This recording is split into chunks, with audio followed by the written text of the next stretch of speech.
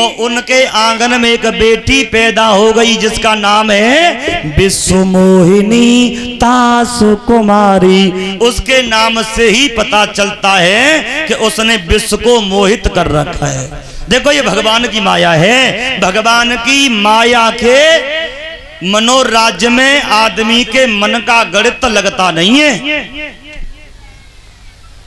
भगवान की माया के मनोराज्य में आदमी का गणित काम नहीं करता। कैसे नहीं करता? परिचय समझे आप? ठीक है भाई, रहने दो, बैठे रहने दो, बैठो बैठो शांति से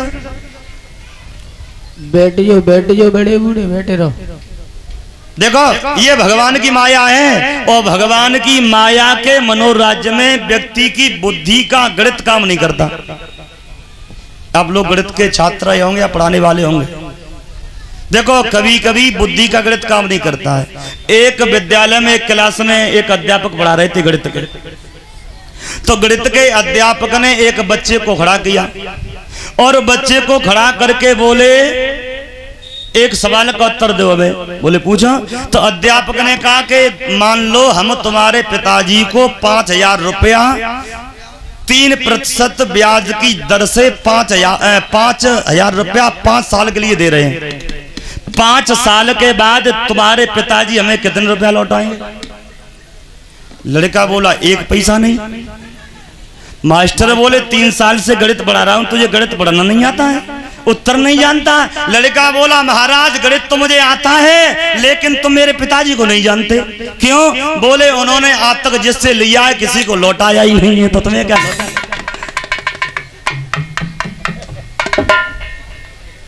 यानी भगवान की माया के मनोराज्य में व्यक्ति की बुद्धि का गणित काम नहीं करता।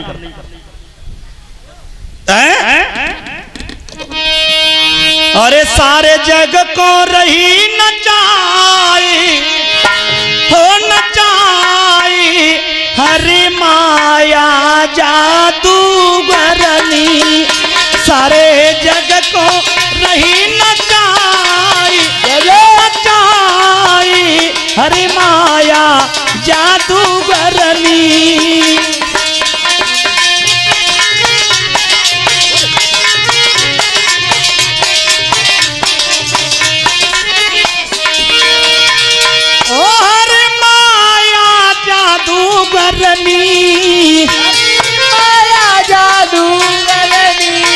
हरे माया जादूगरनी।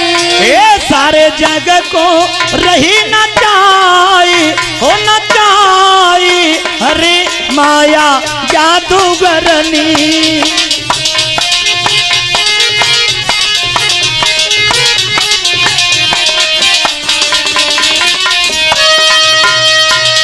भगवान की कैसी माया साहब, नारद को पता भी नहीं चला और बिचरेहु मगमह नगर ते सतजो जन विस्तार। श्रीनिवासपुर ते अधिक रचना विविध प्रकार। अब तो क्या हुआ, भगवान अपनी माया को दिखाने लगे। चले हैं तब उसी नगर में प्रवेश कर गए जहाँ के महाराज का नाम है सील नदी। बहुत सुंदर नगरी बनी है और सील नदी महाराज के आंगन में एक बेटी है जिसका नाम है विश्वमोहिनी और इसके नाम से ही पता चलता है कि इसने विश्व को मोहित कर रखा है। अब भगवान सील नदी के पास पहुंच गए बाबा उस राजा के आंगन में, और राजा ने जैसे ही देखा उसी समय आन दिखाई नारद भूपति राजकुमार और कहो नाथ गुण दोष सब एक हृदय विचार। तब राजा सील निधि ने अपनी बेटी विश्वमोहिनी को बुलाया और विश्वमोहिनी को बुला करके बाबा नारद के सामने एक बात कही है। बाबा जी आप बड़े विद्वान हो, बड़े प्रकांड ज्ञाता हो, महाराज आप हमारी बेटी का हाथ देखिए और ये बताओ इसके गुण और दोष क्या होंगे। अब आप लोग मन से सुनना और देखो आप लोग निगाह मेरी तरफ रखना। जब तक आप लोग निगाह नहीं रखोगे व्यास मंच की तरफ आज तुम्हारी समझ में आएगा नहीं। ये रामायण की कथा बड़ी विचित्र है साहब। अब देखो आप समझिए, नारद जो अपने आप को बाल ब्रह्मचारी समझ रहे थे, क्या नारद को उस बेटी का हाथ देखने की जरूरत थी? क्या बाबा नारद को उसके हाथ देखने की जरूरत थी? और हाथ देखा भी, लेकिन हाथ देखा ही नहीं बाबा।